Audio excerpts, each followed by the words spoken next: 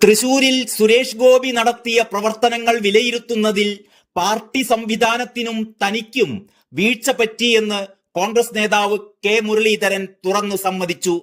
രാഹുൽ ഗാന്ധിയുമായുള്ള കൂടിക്കാഴ്ചയ്ക്ക് ശേഷം മാധ്യമങ്ങളോട് മനസ്സ് തുറക്കുകയായിരുന്നു മുരളീധരൻ.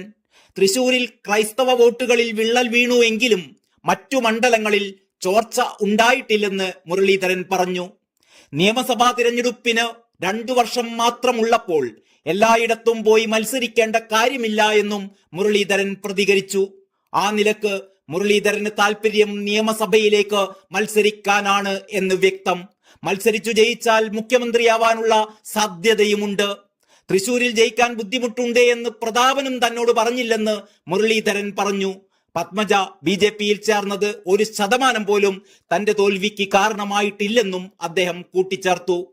രാഹുൽ ഗാന്ധി വയനാട് ഒഴിയുകയാണെങ്കിൽ പ്രിയങ്ക അവിടെ മത്സരിക്കണമെന്നാണ് എല്ലാവരുടെയും ആഗ്രഹമെന്നും മുരളീധരൻ പറഞ്ഞു. അതിനിടെ തൃശൂരിലെ തിരഞ്ഞെടുപ്പ് തോൽവിക്ക് പിന്നാലെ കെ മുരളീധരനെ അനുകൂലിച്ച് പാലക്കാട്ടും പോസ്റ്ററുകൾ പ്രത്യക്ഷപ്പെട്ടു. നയിക്കാൻ മുരളിയേട്ടൻ വരട്ടെ എന്നാണ് പോസ്റ്ററുകളിൽ എഴുതിയിരിക്കുന്നത്.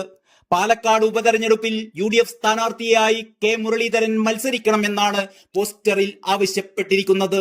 നഗരത്തിന്റെ വിവിധ ഭാഗങ്ങളിലാണ് പോസ്റ്ററുകൾ പതിപ്പിച്ചിരിക്കുന്നത്. കെ മുരളീധരനെ പിന്തുണച്ച് നേരത്തെ തിരുവനന്തപുരത്തും കൊല്ലത്തും കോഴിക്കോട്ടും ഫ്ലക്സ് ബോർഡുകൾ ഉയർന്നിരുന്നു. കോൺഗ്രസ് നേതാവ് കെ മുരളീധരന് അഭിവാദ്യങ്ങൾ അർപ്പിച്ചുകൊണ്ടാണ് കൊല്ലം ചിന്നക്കടയിൽ ഫ്ലക്സ് ബോർഡുകൾ ഉയർന്നത്. കൊല്ലത്തെ കോൺഗ്രസുകാർ എന്ന പേരിലാണ് ഫ്ലക്സ് ബോർഡ് പ്രത്യക്ഷപ്പെട്ടിരിക്കുന്നത്. പ്രിയപ്പെട്ട KM, നിങ്ങൾ ഞങ്ങളുടെ ഹൃദയമാണ്. ധീരനായ പോരാളിക്ക് അഭിവാദ്യങ്ങൾ എന്നാണ് ഫ്ലക്സിൽ എഴുതിയിരിക്കുന്നത്.